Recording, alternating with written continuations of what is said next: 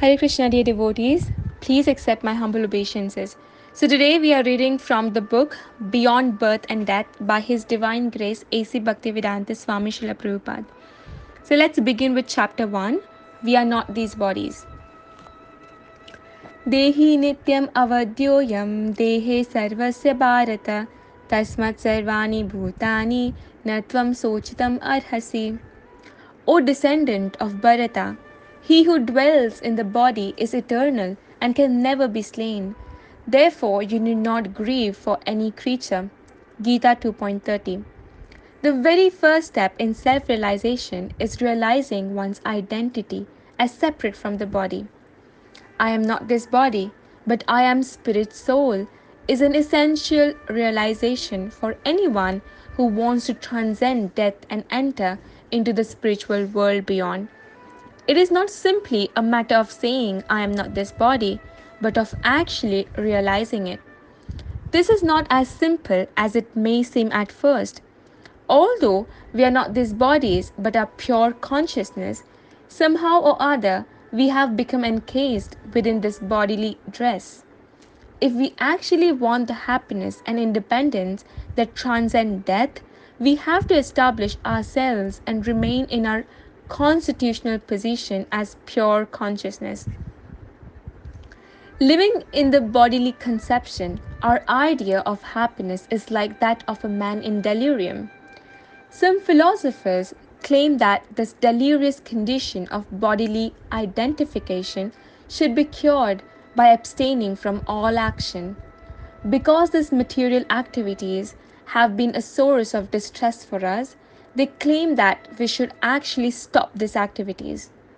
Their culmination of perfection is in a kind of Buddhistic nirvana in which no activities are performed.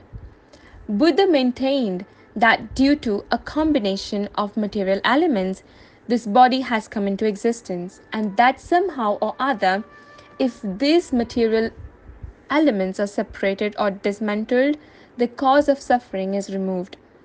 If the tax collectors give us too much difficulty because we happen to possess a large house, one simple solution is to destroy the house. However, the Bhagavad Gita indicates that this material body is not all in all.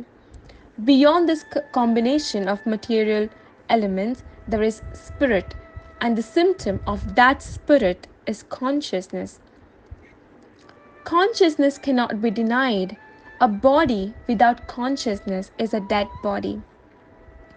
As soon as consciousness is removed from the body, the mouth will not speak, the eye will not see, nor the ears hear. A child can understand that. It is a fact that consciousness is absolutely necessary for the animation of the body. What is this consciousness? Just as heat or smoke are symptoms of fire, so consciousness is the symptom of the soul. The energy of the soul or self is produced in the shape of consciousness. Indeed, consciousness proves that the soul is present. This is not only the philosophy of Bhagavad Gita, but the conclusion of all Vedic literature.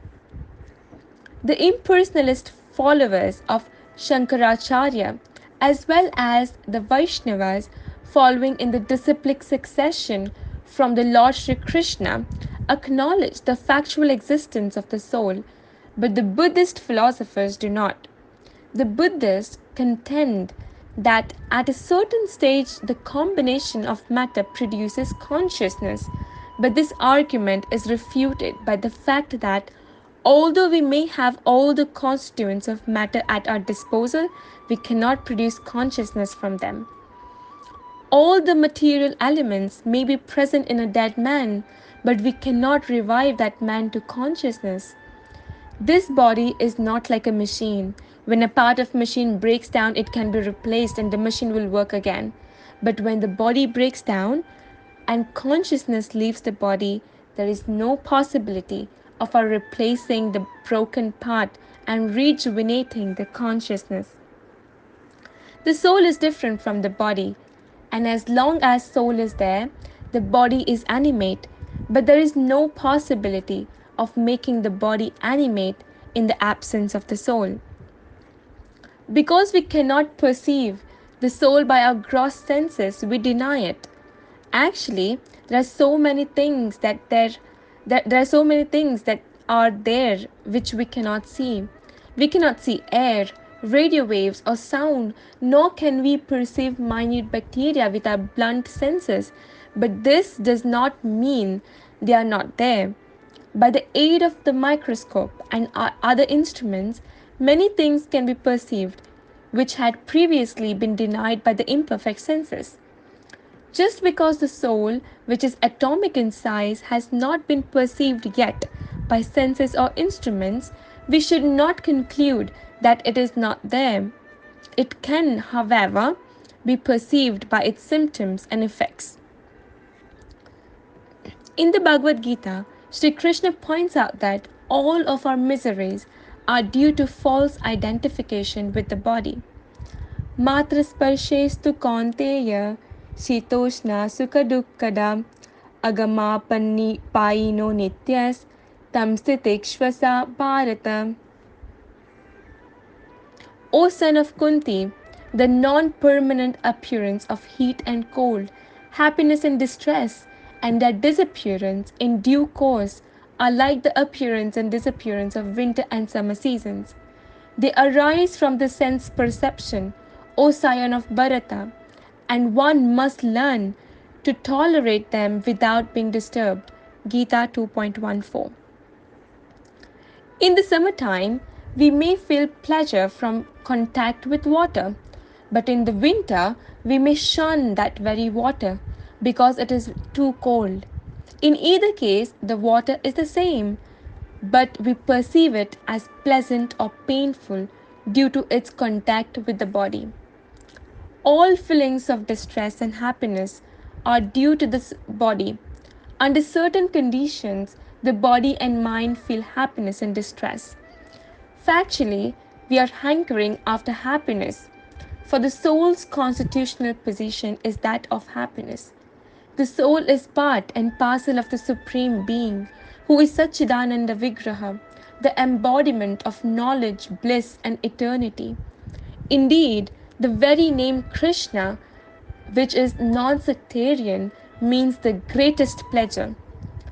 Krish means greatest, and Na means pleasure. Krishna is the epitome of pleasure, and being part and parcel of him, we hanker for pleasure. A drop of ocean water has all the properties of the ocean itself, and we, all the minute particles of the Supreme Whole, have the same energetic properties as the Supreme. The atomic soul, although so small, is moving the entire body to act in so many wonderful ways. In the world, we see so many cities, highways, bridges, great buildings, monuments, and great civilizations. But who has done all this? It is all done by the minute spirit spark within the body.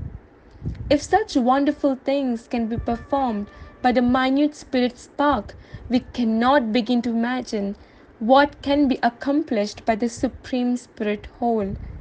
The natural hankering of the minute spirit spark is for the qualities of the whole, knowledge, bliss, and eternity.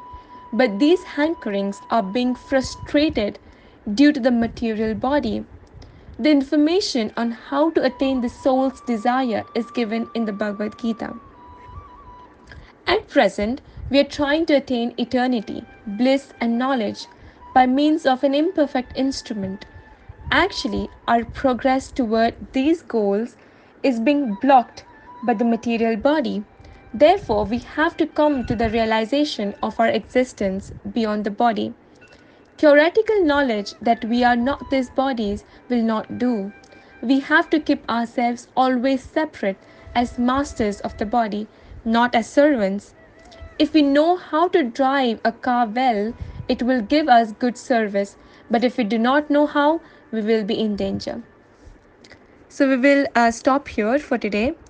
Thank you very much. Śrila Prabhupada ki jai.